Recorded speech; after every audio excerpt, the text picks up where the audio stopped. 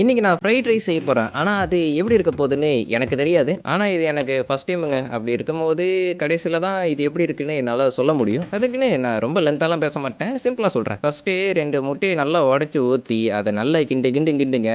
அது கூட கொஞ்சம் உப்பு, மிளகு போட்டீங்கன்னா கரெக்ட்டா இருக்கும். தேவைப்பட்டா இன்னும் கொஞ்சம் கூட நீங்க போட்டுக்கலாம். ஆனா, எனக்கு இதே போதும். 2வது ஸ்டெப்பு இருக்கிறதுல இதுதான் ரொம்ப முக்கியமானது. கொஞ்சமா ஒரு 3 ஸ்பூன் தேங்காய் எண்ணெய ஊத்தி, எது தேங்காய் எண்ணெயான்னு யாரும் யோசிக்காதீங்க. ஏன்னா, என்கிட்ட இருக்கிறது இதுதான். 2 வெங்காயம், கொஞ்சோண்டு கருவேப்பிலை, தேவைப்பட்டா நீங்க கார்லிக் கூட ஆட் பண்ணிக்கலாம். முடிஞ்ச அளவுக்கு நல்லா வதக்குங்க. வதக்கி முடிச்சதுக்கப்புறம், இதுக்காகவே நான் கொஞ்சம் சோயா சாஸ் வாங்கி வச்சிருந்தேன் சின்ன பாக்கெட்டு. அத கொஞ்சூண்டு ஊத்திக்கிறேன். தேவைப்பட்டா காரத்துக்கு மிளகு பொடி, மிளகாய் பொடி அதெல்லாம் போட்டுக்கலாம். ஒண்ணும் பிரச்சனை இல்ல. ஆனா கலர் பொடிய மட்டும் சேர்த்துக்காதீங்க. அப்புறம் கடைசில வறுத்த ரொம்ப படுவீங்க. அடுத்த ஸ்டெப்பு இருக்கிறதுலே ரொம்ப ஈஸி. ஏன்னா வடிச்சு வச்ச சோறு கொஞ்சூண்டு மிச்சம் இருக்கு. அத எடுத்து போட்டு கிண்டுனா வேலை முடிஞ்சிருச்சு. இது என்னோட ஹானஸ்ட்டான ரிவ்யூ. நல்லா இருக்கான்னு கேட்டிங்கன்னா, பசியில எதுவும் தெரியல.